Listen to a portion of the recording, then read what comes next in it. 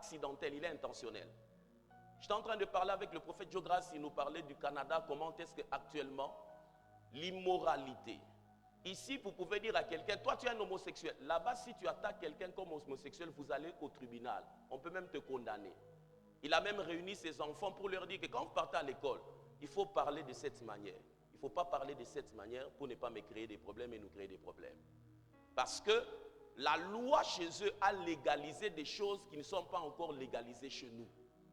Et la manière même de prêcher à l'église, il y a des choses quand vous le dites, c'est devenu comme un outrage ou une outrage. Outrage. Les personnes se sentent attaquées.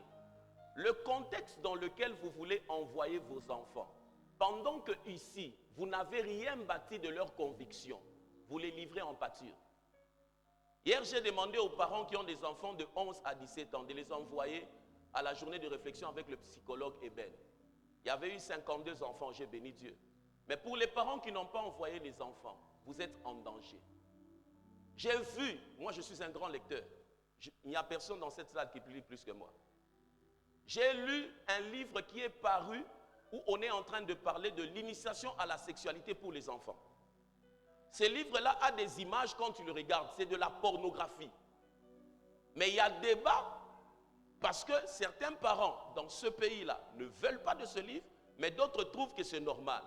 Toi, tu gênes, d'abord à Augenac, Bible à Osomac, mais vous êtes en train de vous battre pour cotiser 30 000 pour envoyer ton enfant, là où l'éducation sexuelle là, est devenue chose à la portée de tout le monde. Tu vois ta légèreté. Je ne sais pas comment vous êtes trop léger comme ça, trop léger. Ces enfants que vous voyez à la maison, là, on a mis ta petit nani.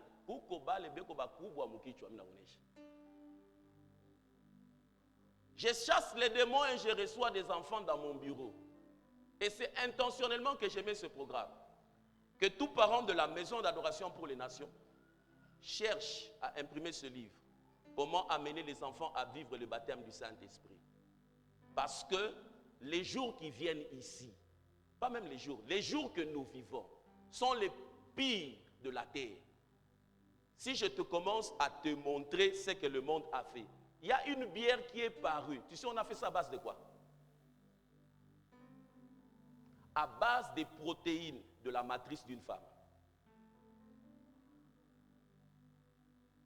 Tu vois comment vous ne connaissez pas l'actualité. Hein? Et quand vous êtes assis dans ces quatre murs, vous êtes là toujours. Nous tiendrons. C'est comme ça que vous arrivez ailleurs. Vous êtes oppressé à une dimension. Quand tu regardes comment cette bière est consommée, si tu es parent et que tu me suis, si vous avez votre petit frère 25, 35 ans, dis-lui, inscris-toi à ce programme-là. Le pasteur va prier pour vous, pour que vous puissiez devenir des leaders intelligents. Et puis, que tu puisses initier les enfants à la puissance de l'esprit. La manière dont la technologie a évolué, la manière dont le monde a évolué, pour rattraper le couloir des décisions, il faut marcher dans la puissance. Si vous ne marchez pas dans la puissance, vous serez effacé. Vous êtes avec moi? Et parlons de comprendre l'Église et évoluons. Le système ecclésiastique actuel a connu un sérieux problème à cause de la qualité des enseignements des leaders. Ils ont bâti des royaumes au lieu de bâtir des disciples. Il y a des gens qui sont très bien assis sur leurs enseignements. Ça ne les profite qu'à eux. Or, Jésus a dit, allez faites des nations, des disciples. On a vu qu'il y a eu perte des cellules, des classes d'études bibliques et disparition des chrétiens qui manifestent l'autorité. Ces trois indices se font sentir dans un milieu où la crise des enseignements qui touchent la croissance de l'homme intérieur ne sont pas donnés. Les cellules, les dévotions matinales, dévotions matinales, les classes d'études bibliques se ferment Parce que simplement le diable veut vous maintenir actif, mais pas productif. La routine continue, mais le fond qui devait produire des hommes de valeur est enlevé. Va dans les milieux des églises, tu vas voir, on écrit mercredi études bibliques. Entre mercredi et voici, ils étudient la Bible. Et certains pasteurs même ont dit que quand on met mercredi études bibliques, les gens ne viennent pas. C'est comme ça que nous avons comme Mahombi Moto. Maintenant, Mahombi Moto, les gens viennent, et puis ils deviennent quoi? Les convictions sont les choses qui, dans tout mouvement spirituel, font naissance aux hommes qui peuvent défendre votre spiritualité. Et les convictions ne naissent pas du temps investi dans la prière. Les convictions naissent des moments investis intentionnellement dans la parole pour la comprendre. Parce qu'elles sont le fruit d'une réflexion soutenue. Le fruit d'une réflexion soutenue. Et sans conviction, ton lendemain sera compromis. Voilà pourquoi beaucoup de gens, quand ils accèdent aux sphères élevées, il était frère dans l'église, mais il suffit qu'il puisse briguer un mandat au haut sommet. Il devient un ministre, gouverneur. Il a une position. Toutes les valeurs se perdent parce qu'au fait, c'était quelqu'un qui n'avait aucune conviction intérieure. Et le système des enseignements ecclésiastiques est devenu un peu comme le système des enseignements que nous vivons dans nos milieux, où quelqu'un est en G1, il a 22 cours. On se pose la question, vous voulez qu'il devienne qui? Il lit des choses en désordre, et puis un petit professeur là, qui a un cours d'hygiène, se bat pour caler les gens. Hygiène. Et tu sens que les gens prétendent faire des conférences, des enseignements, mais on ne se pose pas la question, quelle est la qualité des gens que nous produisons? Pourquoi est-ce qu'un musulman peut se prosterner devant Allah, mais devenir aussi riche? Pourquoi est-ce qu'un homme qui est dans le judaïsme peut faire tout ce qu'il fait, mais aussi produire l'argent? Les résultats sont en fonction des convictions. Et les convictions sont en fonction des enseignements. Ils ont étudié et compris que la spiritualité n'est pas en conflit avec la prospérité. Mais vous, apparemment, vous êtes en conflit avec la prospérité. C'est ainsi qu'on vous a mis sur le dos, pauvre comme un rat d'église. Vous connaissez ça? Et si vous devez relever le défi en ce temps, vous devez comprendre que les convictions sont importantes. Voilà pourquoi il y a des enfants, dès qu'ils traversent la frontière, il est perdu, sans conviction. Ici, il n'avait jamais trouvé les boucles, il n'avait jamais mis. Il suffit qu'il arrive de l'autre côté, boucle. 7 shades, 1, 2, 3, 4, 5, 6, 7. Lui-même dit, bon, ici, ce n'est pas un problème. C'est chez vous là-bas, c'est devenu chez nous là-bas. C'est chez vous là-bas où vous en faites des débats. Chez nous, ici, il n'y a pas un problème. Parce que pourquoi tu changes si facilement? Tu manques de conviction. Tu n'as pas bâti des convictions.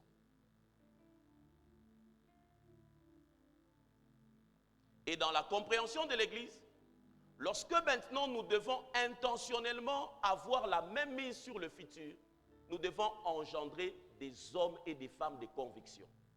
Ces personnes qui ont les convictions ont de l'influence. L'influence, c'est quoi? C'est la capacité d'avoir un effet sur l'état d'esprit et les convictions de quelqu'un. Les convictions sont les raisons pour lesquelles tu fais certaines choses et tu ne fais pas certaines choses. Et maintenant, quand quelqu'un a de l'influence, il bouge tes raisons de faire et de ne pas faire. Il te démontre que la Bible n'a pas de place. Aller à l'église tout le moment, ça n'a pas de place. Comme toi, tu n'as pas les raisons fondées d'aller à l'église, lui, il t'en donne de ne pas aller, il bouge tes convictions. Un homme influent, aide-moi à dire influent, c'est quelqu'un qui, quand il prend la parole, ton état d'esprit bouge. Il y a des gens qui ont tué après avoir entendu Adolf Hitler. C'était un monsieur court. Quand il parle à Hitler. Les gens bougent comme ça.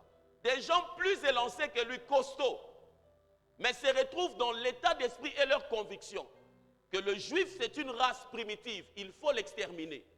Sans que lui ne soit là, dans plusieurs pays, on a ouvert des centres de concentration, on a tué des gens. Parce qu'un homme influent a bougé l'état d'esprit et les convictions de ces gens. Est-ce que tel que tu as assis là, quelles sont les 8 convictions bibliques qu'un chrétien doit avoir? Tu ne connais pas. Mais tu es toujours là. J'ai vu un homme qui priait pour les gens, qui faisait beaucoup de choses à l'époque. Il était même responsable de l'évangélisation d'une église de la place. Mais il était tombé malade. Quand j'ai commencé à me renseigner, on l'a amené chez un féticheur. Ah, j'étais choqué. Je me suis dit donc, ce monsieur-ci, tous ces temps, nous, la manière dont on l'a célébré, il est parti chez le féticheur. Ça, c'est, les convictions se révèlent face aux défis de la vie.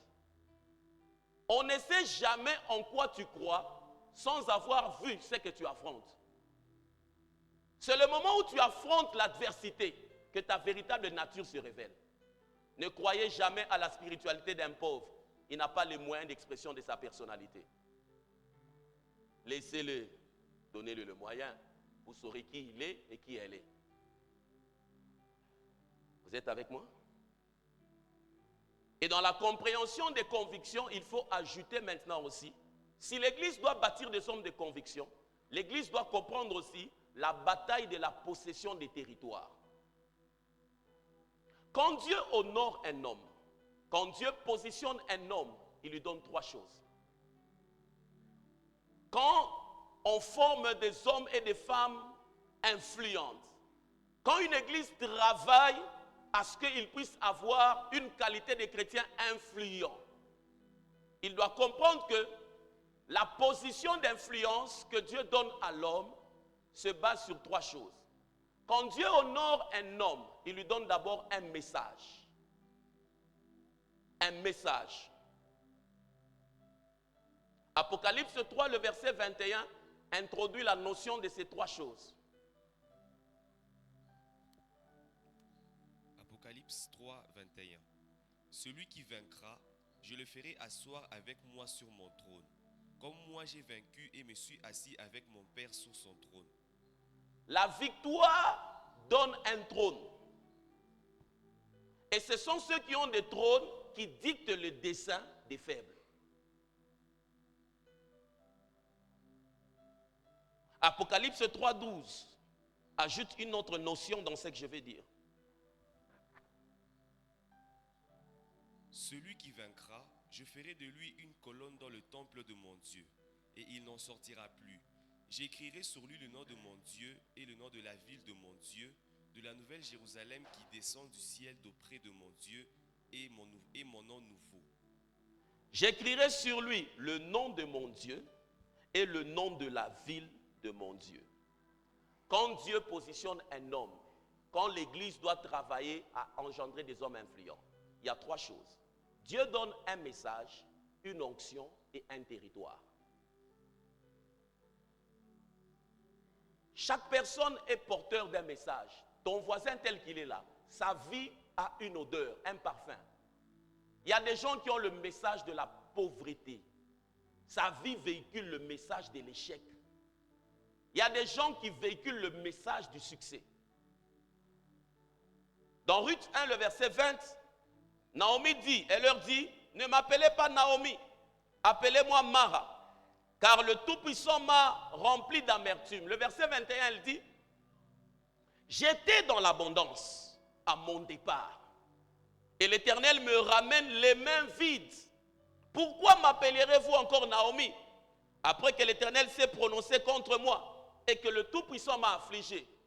Chaque personne porte le message, soit de la victoire ou des victoires qu'il a eues à cause de sa foi, soit des échecs qui lui ont été imposés par le monde des ténèbres.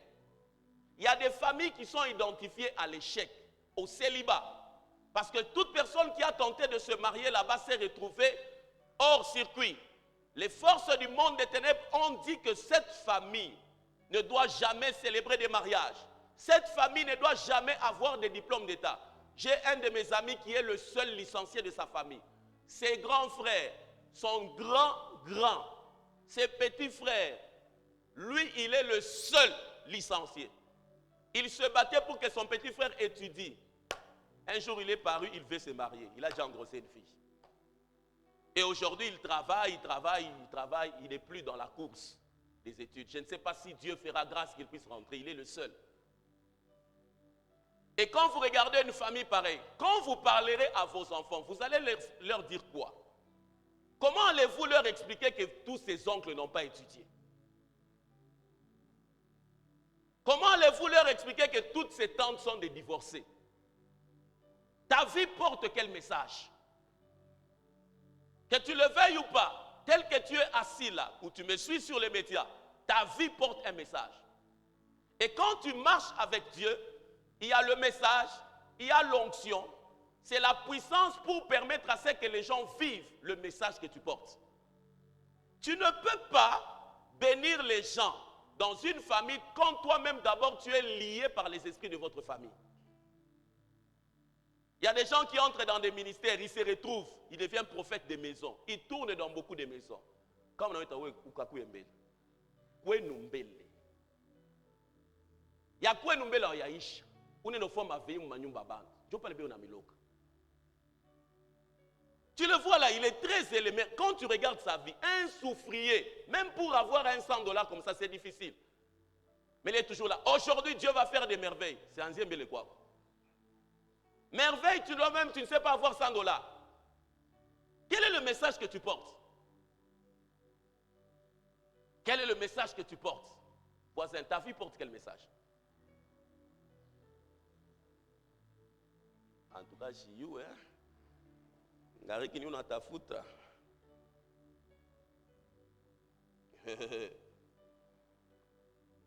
Et quand vous n'avez pas compris ces choses, chaque église porte un message, une onction et un territoire.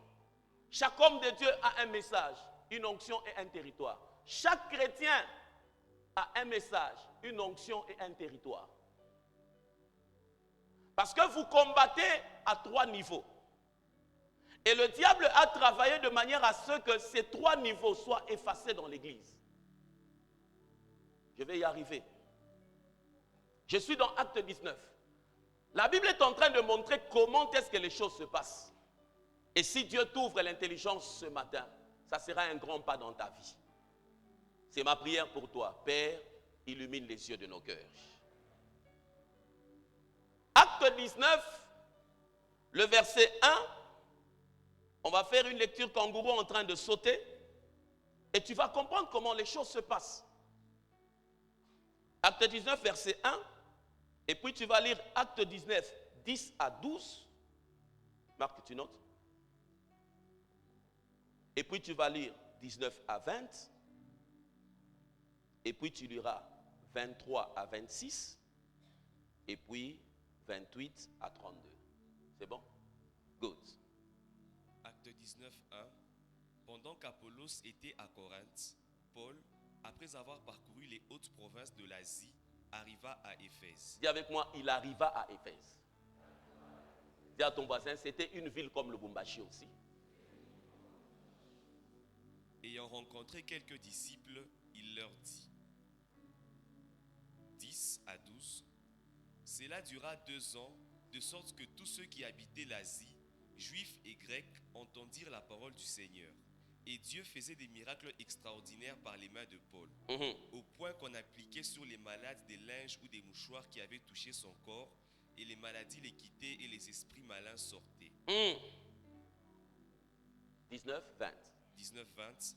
Et un certain nombre de ceux qui avaient exercé les arts magiques, ayant apporté leurs livres, les brûlèrent devant tout le monde. On en estima la valeur à 50 000 pièces d'argent. C'est ainsi que la parole du Seigneur croissait en puissance et en force. 20. Avant de lire 23, quand Paul arrive à Éphèse, il commence à exercer. Il y a de l'impact. La Bible a dit, cela a duré pendant combien de temps? Cela a duré pendant 2 ans. Ça peut être 2 ans dans un mariage, 2 ans dans un business, 2 ans dans un ministère, 2 ans, ton projet est en train de fonctionner, tu n'es pas inquiété. Tu as de l'impact, tu as des fruits. Jusqu'à ce que maintenant, au verset 23, quelque chose se passe. Il survint à cette époque un grand trouble au sujet de la voix du Seigneur. Quand on dit il survint à cette époque, on veut faire comprendre que pendant 2 ans, il n'y avait jamais eu ce trouble-là. Mais après 2 ans, il commence à avoir des problèmes de fausse couche. Il commence à avoir des problèmes de maternité. Il commence à avoir des problèmes, ils commencent à perdre l'argent dans leur business. Après combien de temps? Un nommé Démétrius, orfèvre, fabriquait en argent des temples de Diane et procurait à ses ouvriers un gain considérable. Il les rassembla avec ceux du même métier et dit: Ô homme, vous savez que notre bien-être dépend de cette industrie. 26. Et vous voyez et entendez que, non seulement à Éphèse, mais dans presque toute l'Asie, ce Paul a persuadé et détourné une foule des gens en disant que les dieux faits de main d'hommes ne sont pas des dieux. 28. Ces paroles les ayant remplis de colère, ils se mirent à crier. Grande est la Diane des Éphésiens. 32. Les uns criaient d'une manière, les autres d'une autre, car le désordre régnait dans l'assemblée, et la plupart ne savaient pas pourquoi ils s'étaient réunis. Lis ce verset 32 maintenant dans Parole de vie. La Bible dit, les uns criaient d'une manière, les autres criaient d'une autre, et puis on dit, et la plupart ne savaient même pas pourquoi ils étaient réunis. Pendant ces temps, dans la foule, il y a beaucoup de bruit et d'agitation. Les uns crient une chose, les autres en crient une autre. Et la plupart des gens ne savent même pas pourquoi ils sont rassemblés. Ils ne savent pas pourquoi ils sont rassemblés, mais ils crient aussi. Mais ils crient. J'aimerais vous dire ceci. Lorsque vous posez des actions sans comprendre la motivation derrière ces actions, vous êtes sous un envoûtement. Vous êtes juste sous un envoûtement. Quand quelqu'un pose des actions sans comprendre pourquoi un papa peut laisser sa maison et aller dans la rue et commencer à crier, grande est la Diane, grande est Diane. Quand quelqu'un agit sans savoir ou comprendre la motivation derrière ses actions, il est simplement sous un envoûtement. Parce que ce sont les forces spirituelles qui contrôlent cette terre-là, qui les influencent. Ils dictent leur comportement. C'est comme le tribalisme, c'est un acte dicté par les esprits territoriaux. Il y a quelqu'un qui va te dire, moi je n'aime pas les Kassaïens. Tu lui poses la question, as-tu déjà eu un problème avec un Kassaïen? Non. Lui-même il ne sait pas pourquoi. Je ne supporte pas les Katangais. Vous vous êtes déjà battus? Non. À l'école là-bas, vous avez des problèmes avec eux? Non. Ils avaient volé l'argent de chez vous? Non. Maintenant, tu ne les aimes pas, pourquoi? Et tu te rends compte qu'il y a beaucoup de villes qui sont sous l'influence juste des esprits territoriaux. Ils ont des actions, ils n'arrivent pas à comprendre. Ils n'aiment pas. Tu lui poses la question, pourquoi? Moi aussi, je ne sais pas.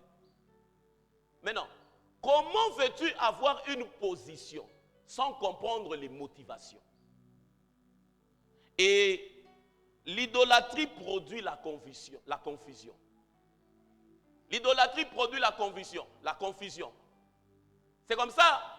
Salut d'abord le Saint-Esprit. C'est comme ça dans vos familles. Vous vous retrouvez, frères et sœurs, vous êtes en train de vous combattre, en train d'aller au parquet, vous dépensez. Vous-même, vous vous posez la question, vous voulez vendre? Ok, vous vous entendez, c'est ici refuse. Nous, on a refusé. Oh, vous refusez pourquoi? Bon, attendons que l'autre vienne. Non, dites-nous d'abord, vous refusez pourquoi? Ils ne savent pas. Vous vous retrouvez manipulé dans la confusion. Les familles sont divisées à cause des forces qui contrôlent les territoires sur lesquels vous êtes établis. On vous manipule. On vous montre les uns contre les autres. Vous avez joué au foot ensemble. Vous avez dormi dans les mêmes lits. Vous êtes allés en vacances ensemble. Maintenant, vous vous retrouvez que vous êtes en train de vous battre. Vous-même, vous n'arrivez pas à comprendre pourquoi. Chaque fois que vous n'avez pas une raison logique derrière les actions que les gens posent, la seule explication est la suivante. Il y a une force au-delà de leur cerveau qui les influence. C'est une force spirituelle. Et l'idolâtrie de la ville d'Éphèse, c'était Diane, la déesse.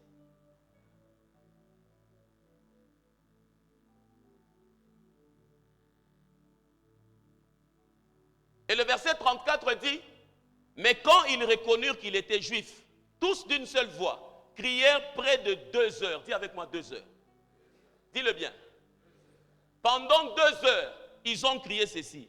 Grande est la Diane des Éphèses. Grande est la Diane des Éphèses. C'est-à-dire, de 14 heures à 16 heures, ils n'ont pas changé une chose. La même chose. Grande est la Diane des Éphésiens. Grande pendant 2 heures.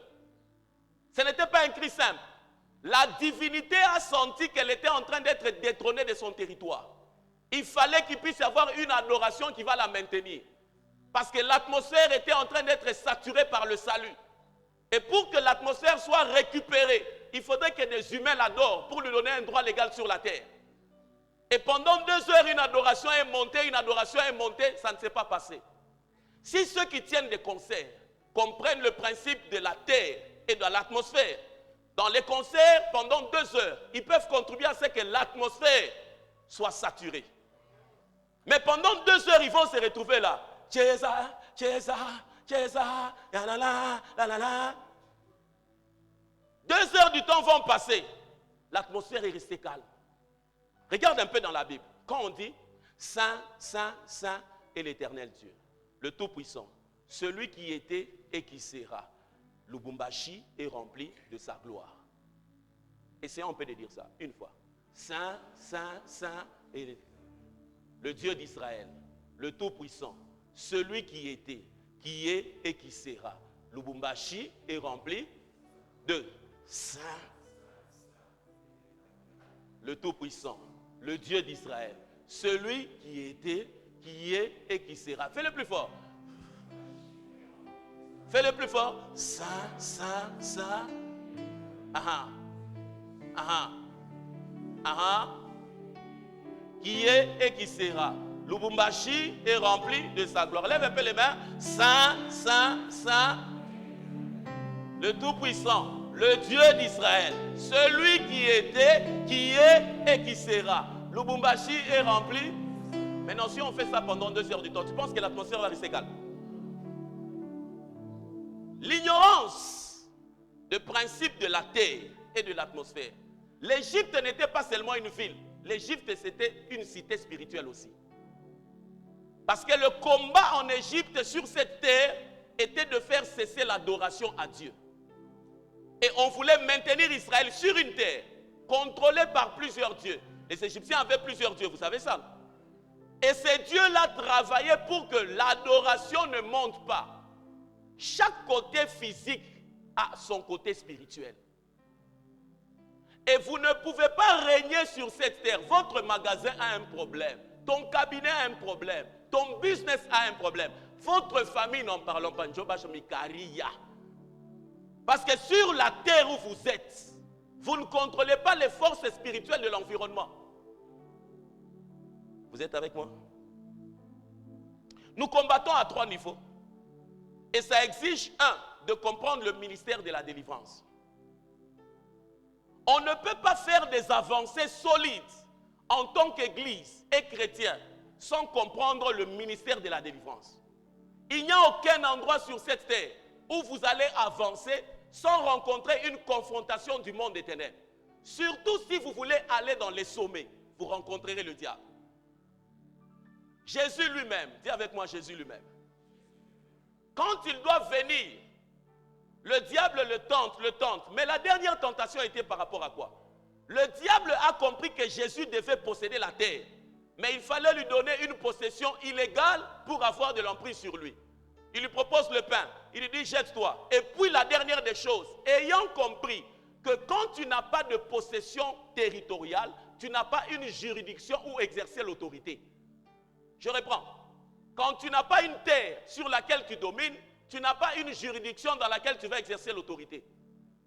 Le diable propose à Jésus une manière illicite de dominer sur la terre. Si tu te prosternes, je te donne les trônes, les royaumes. Jésus comprend que si j'entre par cette manière, la terre ne me sera pas assujettie.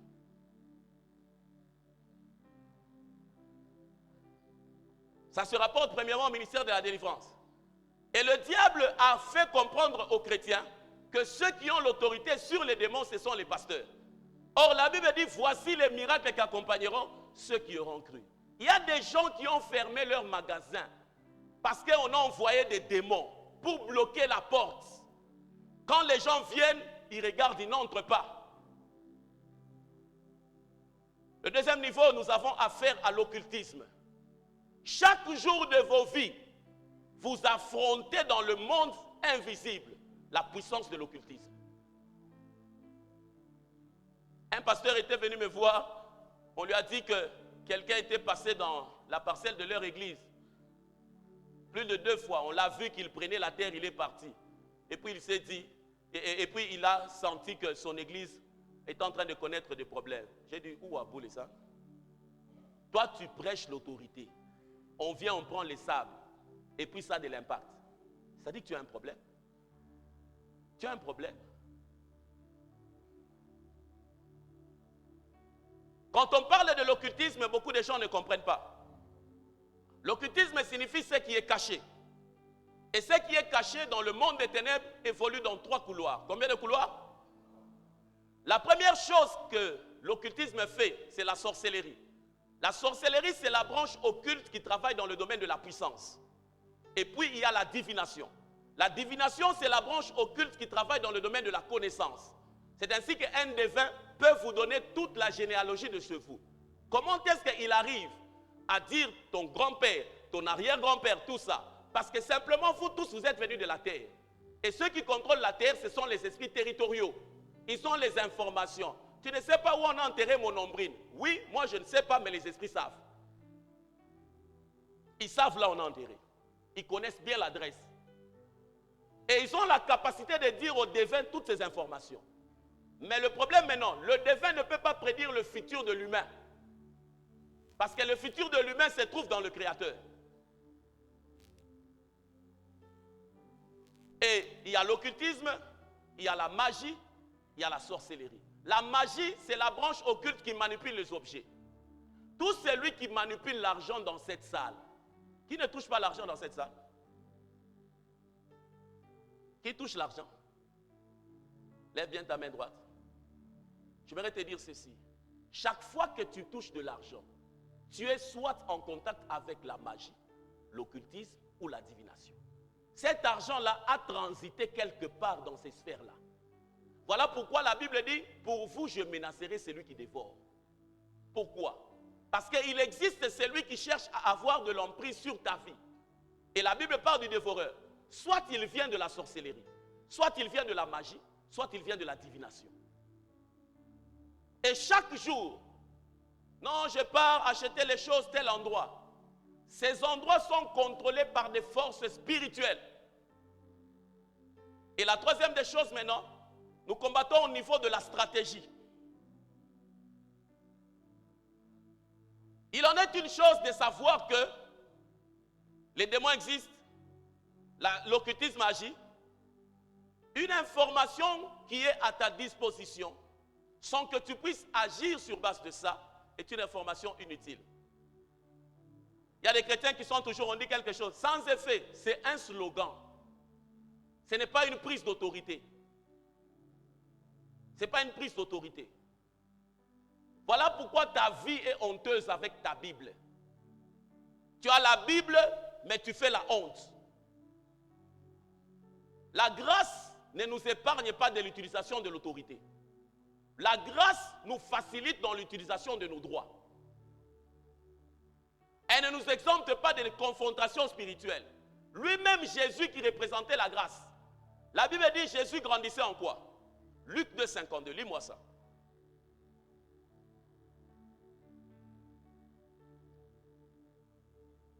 En sagesse, en stature et en grâce devant Dieu et devant les hommes. Relis ça.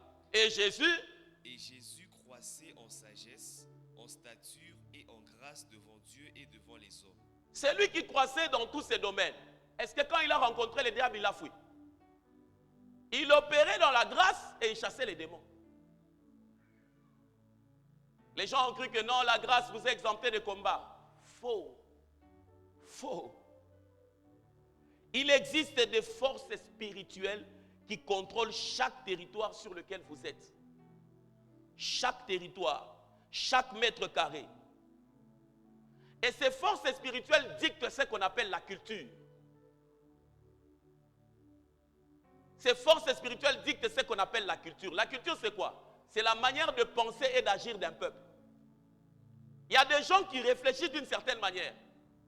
Parce que simplement, les forces spirituelles influencent leur manière d'agir. Leur manière d'agir. Il y a une dame, par exemple, je ne sais pas si tu te rappelles à la Gécamine, la dame qui voulait enlever les saletés. À la Gécamine. Il y avait des saletés. Il y a une dame qui avait eu une position, elle voulait Kutosha Mabuchafu. Tu te rappelles ce qui lui était arrivé? Cet endroit-là était sale. Les habitants du quartier Gécamine passent chaque fois là-bas. C'est sale. Dis avec moi, c'est sale. Elle s'est décidée d'enlever la saleté. Elle était même candidate. Qu'est-ce qui lui était arrivé, c'est quoi? Sa vie a eu des complications terribles. Jusqu'au point où elle était obligée de déménager. Parce qu'elle a eu des représailles. Les propriétaires de la terre ont dit que cette saleté-là, c'est à nous, ça nous aide. Nous avons besoin de ça comme connexion spirituelle pour régner. Donc quand tu déplaces la saleté, tu déplaces notre point de contact. C'est comme les gens qui partent dans les orphelinats là sans autorité. Ils se réveillent seulement comme ça, ils font des polos, ils sont à 5, nous sommes partis à l'orphelinat. J'aimerais vous dire ceci. Il y a des gens qui n'ont pas le droit de faire ça eux-mêmes. Tu n'as aucune autorité. Il y a des enfants qui sont dans ces orphelinats-là. Ils sont là-bas parce que la sorcellerie de leur famille a tué leurs parents. Ils ne veulent pas que quelqu'un vienne l'aider. Chaque fois que toi tu viens l'aider, c'est une attaque. C'est ainsi qu'il y a des choses que tu dois faire sous couvert d'une autorité spirituelle. Il y a le panier de Psaume 41 là-bas. Tu n'as pas encore grandi spirituellement par ça. Nous allons partir, nous les amis de... Mais non, regardez-vous les amis de comment vous êtes devenus. Les gens pensent que la vie, elle est si simple. Il suffit de se réveiller un matin, il commence quelque chose, mais il n'oublie pas, la terre, elle est spirituelle. Il n'y a aucune terre vide. Chaque portion de cette terre, à partir d'ici, dehors, est contrôlée spirituellement. Vous êtes avec moi? Papa Réussite était en train de nous expliquer comment est-ce que quelqu'un avait eu un contrat de sous-traitance, je pense que ça doit être KCC. Il a commencé son entreprise, il avait des fonds, comme aussi Paul, ça avait fait 2 ans, n'est-ce pas? Lui, je ne sais pas combien de temps ça avait fait, mais il s'est rendu compte qu'il y avait des serpents qui paraissaient dans son bureau, pas moyen. Quand ils sont assis comme ça, serpents, ils ne pouvaient pas travailler. Il a téléphoné papa. Papa lui a dit, quand vous avez commencé sans un prêtre. Voilà pourquoi les choses se passent comme ça. Le monsieur lui a payé le billet d'avion. Il est parti. Quand vous devez déplacer un prêtre, ne le payez pas Moulikab. Parce que les choses que vous gagnez là-bas, c'est beaucoup. Hein? Les gens pensent que l'homme de Dieu, c'est celui qui doit utiliser les piètres choses. Paul dit, nous vous regardons comme ceci, comme pauvres, mais nous enrichissons plusieurs. Quand il prend l'avion, il arrive, il prend la terre. Il dit, à partir d'aujourd'hui, il fait des déclarations. Quand il termine, aucun serpent n'a plus jamais paru jusqu'aujourd'hui. Et dans les informations en annexe, apparemment, ces gens continuent à lui payer la dîme. Aucun serpent. Donc, pour dire que ces serpents n'étaient pas normaux, ils étaient dictés par les forces spirituelles qui contrôlaient la terre. Avez-vous déjà remarqué que lorsque un pape foule la capitale d'un pays, il baisse le sol? S'il va en dehors de la capitale, il ne fait jamais ça. Mais le jour où il arrive dans un pays par la capitale, il baisse le sol. Et quel est l'impact des églises catholiques dans le monde? Ils ont l'impact ou ils n'ont pas l'impact? Pendant ce temps, vous êtes ici. Vous faites quoi pour avoir l'impact? Quelles sont les stratégies spirituelles que vous utilisez pour contrôler la chose? Vous êtes toujours là.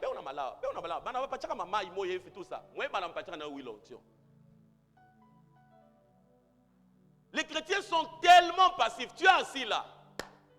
Tu as commencé le bureau. On ne sait pas quels sont les enjeux, les connexions spirituelles que tu as. Mais tu te plains que vous perdez l'argent. Tu as initié qui là-bas?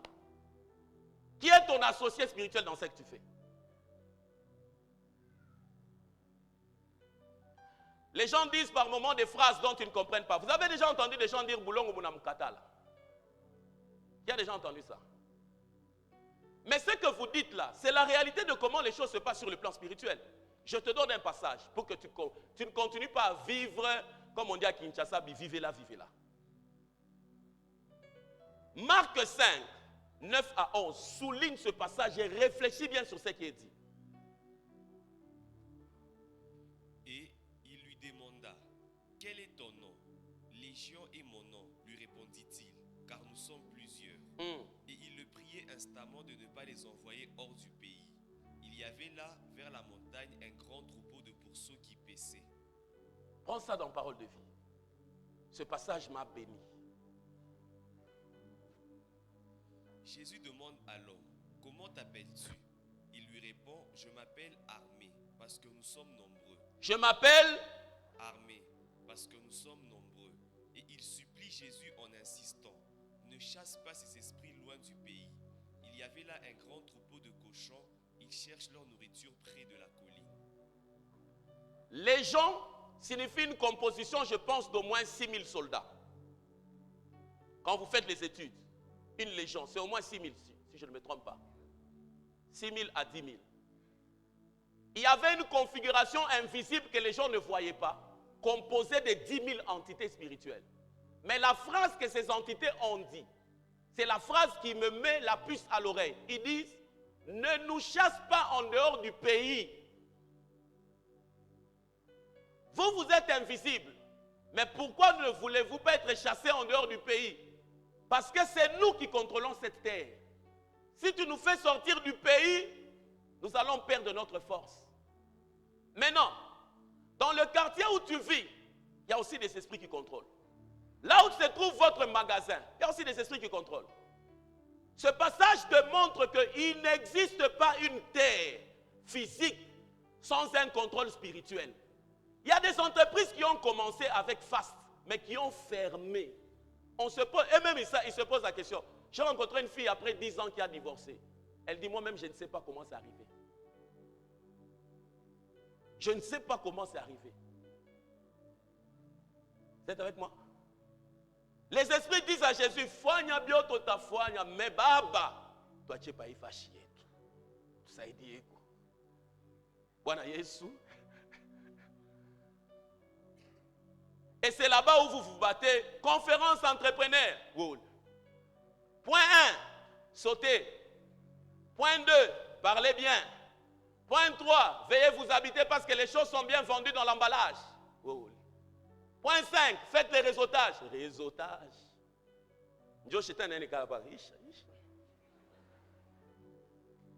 Termine. John a dit retrouver. Mais maintenant les gens, je connais beaucoup de choses. Mais je ne comprends pas comment je n'arrive pas à percer. Voici l'explication simple.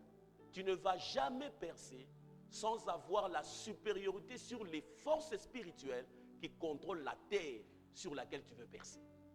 Never. Never. Chaque territoire a la signature des forces qui le contrôlent. Chaque territoire a la signature des forces spirituelles qui le contrôlent. Chaque territoire. À Éphèse, c'était Diane. Si vous connaissez quelqu'un qui a le nom de Diane, il faut lui dire change ce nom.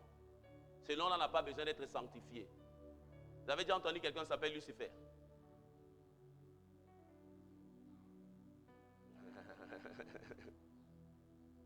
Chaque territoire a la signature des forces spirituelles qui le contrôlent.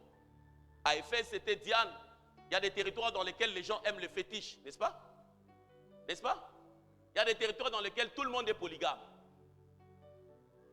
Il y a des territoires dans lesquels vous allez facilement trouver des gens qui n'ont pas étudié. C'est la signature de l'esprit qui contrôle cela. Parce que le diable fonctionne avec des schémas. Et en regardant le schéma, tu sais voir. Quand Saul pose la question à David dans 1 Samuel 17, le verset 57. Quand les gens me parlent de leur réalisation, ici c'est ma 3e maison que je suis en train de construire, tout ça, je regarde toujours.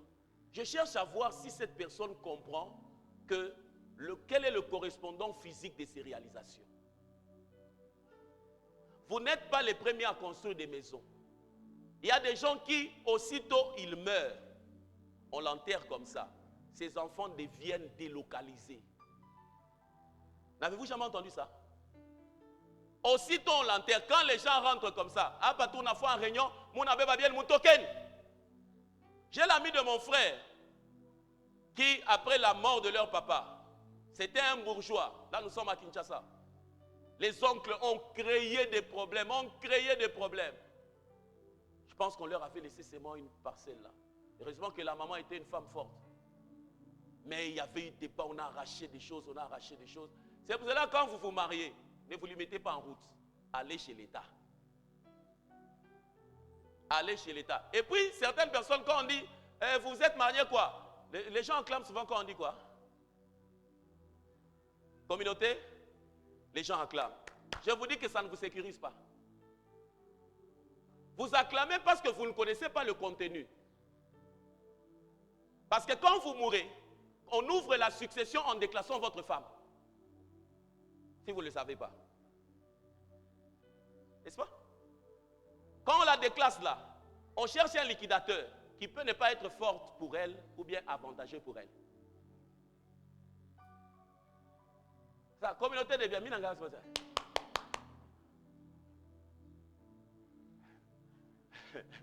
Mon peuple périt parce qu'il lui manque. C'est l'Africain qui pense que quand la femme a ses biens, l'homme a ses biens, le couple est divisé. Mensonge. Moi, on a la prévoyant. Mensonge. Maman, cherchez aussi à avoir vos biens. Sécurisez-vous. Le frère là à qui tu donnes le foufou peut chercher à t'épouser après la mort de ton mari. Il y a des gens courageux.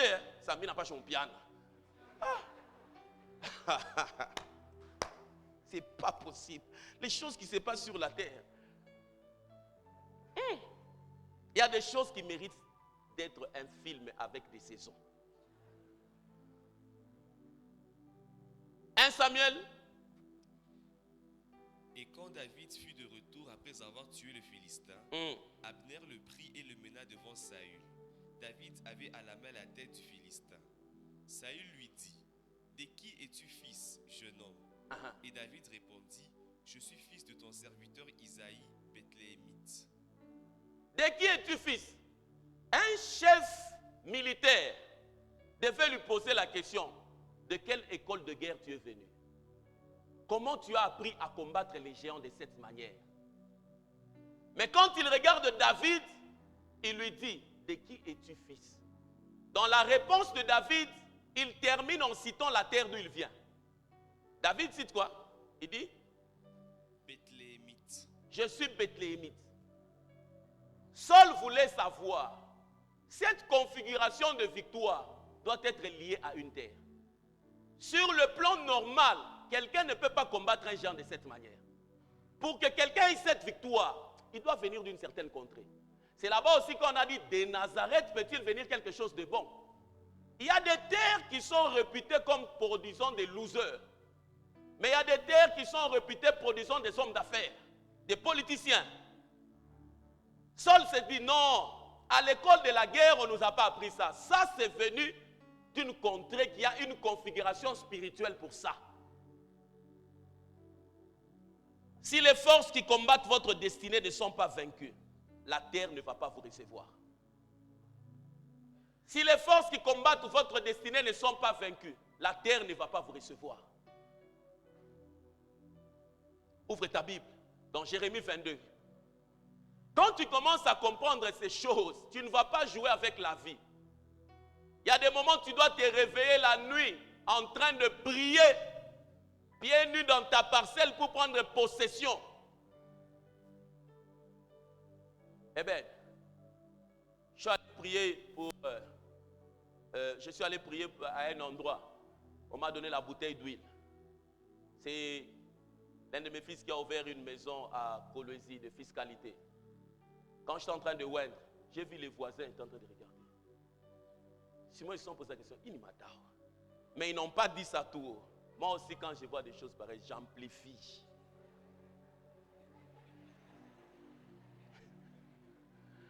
Pour qu'ils sachent que sur cette terre, maman, sur cette terre, quand on a un mujiji à Kiro ou tapoté,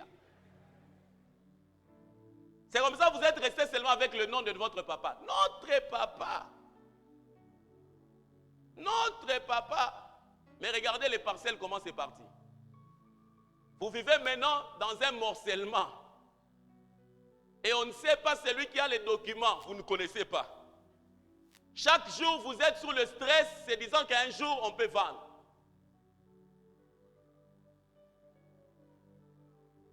Ouvrez vos Bibles, on va lire ce passage. Jérémie, je suis en train d'atterrir. Jérémie 22, le verset 29 à 30. Si tu es dans ce passage, donne-moi d'abord un amen. Lisons ensemble. 1, 2, 3. Non, c'est trop faible. 1, 2, 3.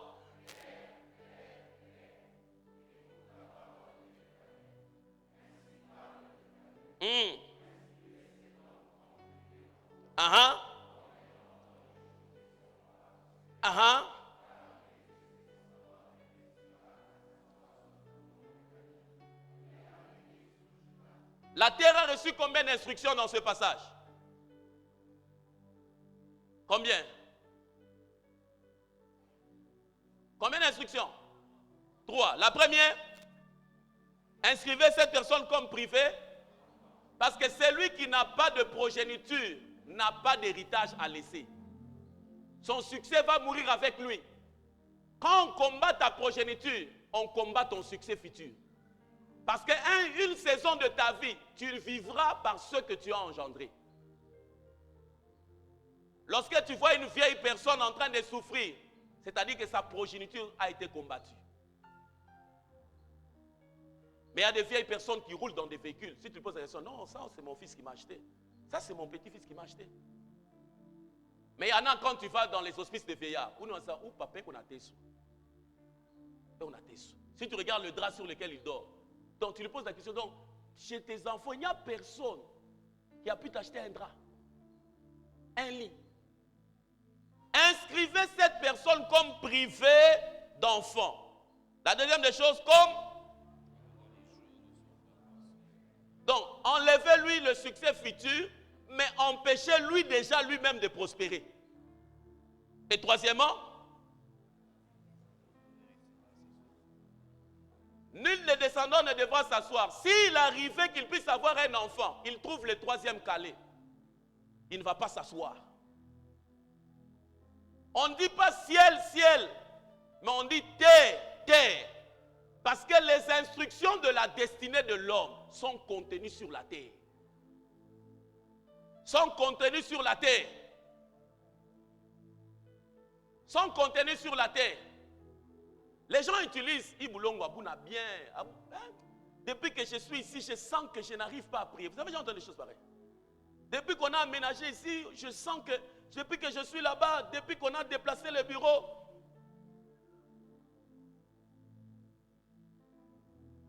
tu as le choix soit de coopérer avec les esprits, soit de t'imposer par ton adoration.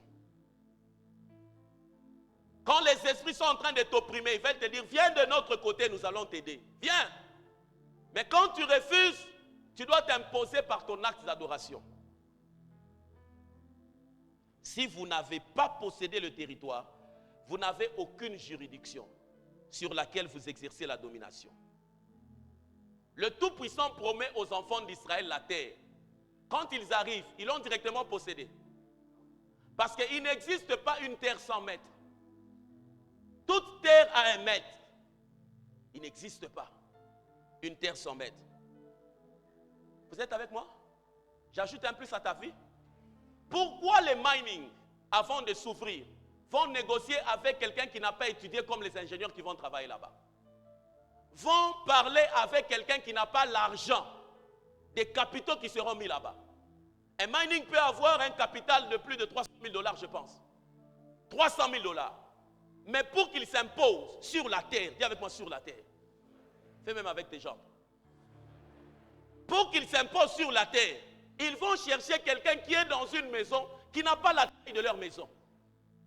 Ils vont négocier avec lui. Parce que si cette personne refuse, les 300 000 $ peuvent se perdre. Pourquoi? Cette personne maîtrise les forces spirituelles qui contrôlent la terre sur laquelle vous voulez investir. Et on lui donne, on parle avec lui. Quand il refuse, ils se disent nous devons négocier avec lui. Il y a un monsieur pour qui j'ai prié, je ne sais même plus s'il est devenu quoi. Il était dans les choses des hétérogénites. Un jour dans leur carrière, il y a eu éboulement. Les gens sont morts. Et quand les gens sont morts, le chef coutumier avait dit quelque chose et puis c'est fini. Et puis on a réouvert la carrière quelques temps après. Mais il se faisait que la nuit, les creuseurs voyaient leur ami qui était mort venir prendre les sacs et sortir avec. La nuit, quand il se mettait, il voyait son ombre. Alors ils sont allés voir le chef. Ils ont compris que le chef n'était pas content. C'est vous qui avez l'argent. C'est vous qui avez le matériel. Mais un homme qui n'a même pas cotisé $1, il est frustré. Vous, ça vous complique. Ce sont ceux qui ont un mot à dire dans le spirituel qui contrôlent la terre. Quand ils sont allés le voir, il est venu faire la cérémonie.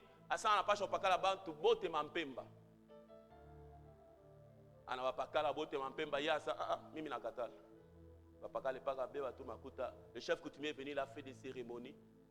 Quand il a fini, il ne voyait plus le garçon. Ils ont continué à travailler normalement. Genèse 12, le verset 7, donne un principe.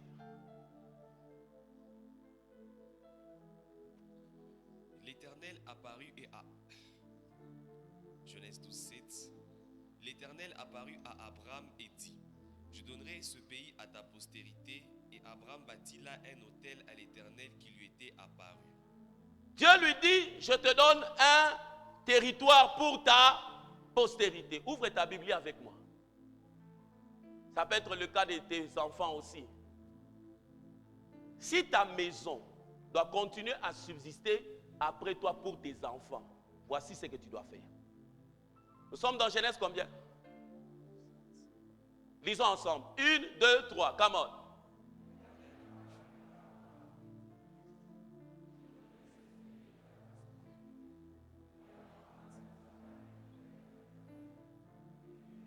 Relis. Sommes-nous là maintenant? 1, 2, 3. Come on.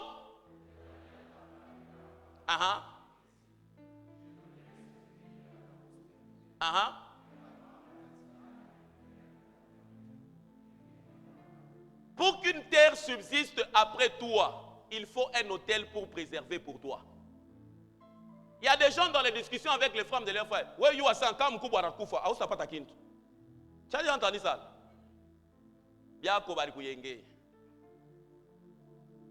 Il n'y a rien qui peut défendre la cause de quelqu'un, si ce n'est que le monde invisible. Les textes de droit peuvent être en ta faveur, mais le monde spirituel peut les tourner contre toi. C'est comme ça que quelqu'un peut dire: je ne sais pas, quand je voulais prononcer pour vous, j'ai senti comme un vide. Le vide là, c'est quoi? J'ai déjà vu dans des procès des gens venir avec des féticheurs. Il est assis dans la salle. Les gens sont en train de parler le droit là-bas français, il n'a calé. Le féticheur est assis seulement, on ne sait pas Nathalie Chakich. Parlez on a fait un Moulouga. Assez un Moulouga, on a avocat n'a poté. Et puis, le juge président, paf, procès Naïcha. Papa, qu'est-ce que vous avez fait? En tout cas, dans le principe et les dispositions de la loi, je pense que la chose devait aller en votre faveur. Mais il s'est fait que j'ai senti comme un abscisse que je n'arrive pas à saisir. Allons d'abord en appel. Allons en appel. Les gens partent en appel. Ils se battent. Toutes ces procédures-là, vous donnez de l'argent. Et quand vous êtes en train de donner de l'argent, ce n'est pas de l'argent remboursable. C'est-à-dire, vous êtes en train de vous dépouiller. Et le monde spirituel contrôle la chose. Chers parents, si après vous, vos terres doivent être rassurées par votre progéniture, aujourd'hui, lisez l'histoire de la guerre d'Israël. Allez lire. Elle a fait des années et des années. Mais on n'a jamais délogé Israël de son territoire. Israël est entouré de plus de 15 nations qui sont contre elle. Plus de 15. Mais il n'y a aucune nation qui arrive à les enlever de leur terre. Dis avec moi la terre. Dis-le bien. Bouge un peu, come on, la terre. Personne n'arrive à déloger Israël. Abraham a dit ça. Dieu, tu as dit quoi? La terre c'est pour eux. Voici ton hôtel. C'est-à-dire, quand je ne serai pas là, toi tu verras ce que je ne verrai pas. Toi tu vas entendre ce que je ne vais pas entendre. Sois le gardien de cette terre. Papa, les batailles d'Israël, on a bombardé. Il y a des moments où on bombarde, les missiles n'arrivent même pas. Ça n'arrive pas. Un ange fait seulement ça. Il n'a rien dit à cool. Votre famille, on vous a arraché la parcelle trop facilement. Et puis, à tous tatoka. On a le déguerpissement volontaire. Soda na boka mba chawa kubatum. Bena mnyangule. Benaria. Job na chargé. Basoda ashima na bunduki. Mwemu na ria ngambo balabala. Mwende kule. Papa tuachake mpango. Mutaona. Tutaoulia. Tout ça. Trop facilement. Aujourd'hui, vous n'avez pas de parcelles. Vous n'en avez pas. Comment vous faites pour vivre sans maîtriser les choses spirituelles?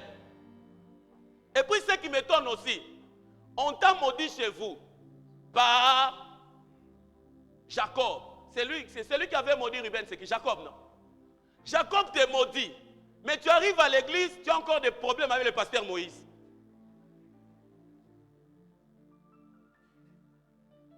Or, celui qui peut aider à ce que la malédiction de la famille soit ôtée, c'est Moïse. Celui qui peut dire que Ruben vive. Chez vous, vous êtes maudits. Mais tu arrives à l'église, tu as encore des problèmes dans les départements. Maintenant, comment tu vas t'en sortir dans la vie? Et c'est là des personnes, il y a des personnes qui n'évoluent pas, ils sont doublement maudits.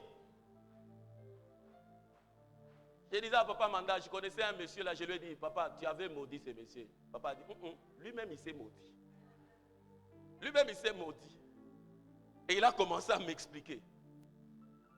C'est en parlant avec lui que j'ai fait sortir cette phrase. Lorsque Jacob maudit Ruben, Ruben sera béni par Moïse. Mais si Ruben a des problèmes avec Moïse, qui va l'aider? Qui va l'aider? Comment avez-vous sécurisé? Il y a des églises qui prospèrent aujourd'hui. Non pas parce que ceux qui continuent la vision sont forts. Parce que c'est lui qui avait bâti la chose à sécuriser. Il est déjà mort. Tous les jours de votre vie, on va toujours célébrer André-Jacques Vergnaud à cause de la mort. Quand il était en train d'implanter à l'époque du Zaïre, la dictature du maréchal Mobutu, ce n'était pas la chose simple. Mais ayant vaincu toutes ces choses, bâti les hôtels, ceux qui viennent après vivent dans la paix. Tu peux faciliter la tâche à tes enfants. Moi et toi, si on se retrouve ailleurs, je ne dors jamais à l'extérieur. Il y a des gens qui se battent pour me donner des maisons. Il y a des moments où je me suis dit, ça c'est mon père, c'est même pas moi, c'est papa et maman. C'est pas moi. C'est pour cela que j'aime beaucoup les chants.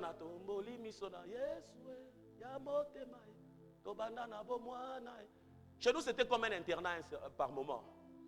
Mon père payait des études, payait des dots. Moi, quand j'ai fait des recouvrements familiaux, mais les hôpitaux, je suis 1000. Quand je suis tout, il va sympa. Maintenant, je ne cherche même pas. Je ne cherche pas. Parce qu'il y a des gens, une fois j'avais un problème des études, l'un de mes grands frères a posé la question, tu es parti à l'école? Non, je ne suis pas parti. Il est fâché. Il m'a dit, tu n'es pas parti pourquoi? Je n'ai pas payé les Minerval. Comment tu ne peux pas payer les Minerval et puis moi je suis dans la ville, tu ne viens pas me voir? Ah, et puis il dit à sa femme, regarde cet enfant, il n'est pas parti à l'école, il n'a pas payé les Minerval, moi je suis là. Tout ce qu'il me disait, c'était par redevance à mon père.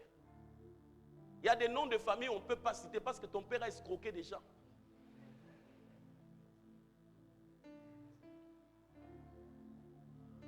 Il a escroqué des gens. Toi-même, quand on veut se dire ça, ah papa, non, t'as papa. Où est-ce que you? Ça, mon papa. Quand tu vas me chabouler. Alléluia. Ce matin, il y a des choses qui peuvent se passer. J'allais atterrir avec comment est-ce que alors il faut posséder les territoires. Je vous donne juste la première des choses, c'est la prière. Si vous sentez que le territoire ne va pas en votre avantage, il faut décréter la prière. Pas n'importe quelle prière, la prière et le jeûne. Et puis, à côté là, il faut bâtir un hôtel. Tu vois la phase dans laquelle nous sommes à la maison d'adoration.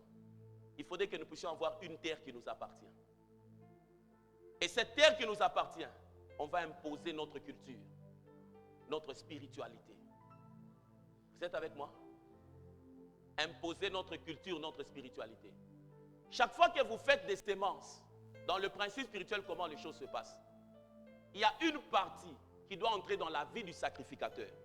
Une autre partie, le sacrificateur la dépose dans la vie de ceux qui reconnaissent comme autorité dans la sphère où il veut entrer. Et c'est de cette manière-là maintenant, sous ces deux couches spirituelles, l'assemblée qui sème est connectée à deux formes de bénédiction. Vous êtes avec moi? Donne-moi les enveloppes. Le mouvement angélique, quand tu seras, je vais continuer avec cet enseignement pour que tu puisses comprendre. Quand tu achètes une parcelle, ne saute pas. Ou laisse on a hypothèse. Tu n'es pas la première personne à acheter des parcelles. J'ai déjà vu des gens pleurer. Ils sont assis comme ça.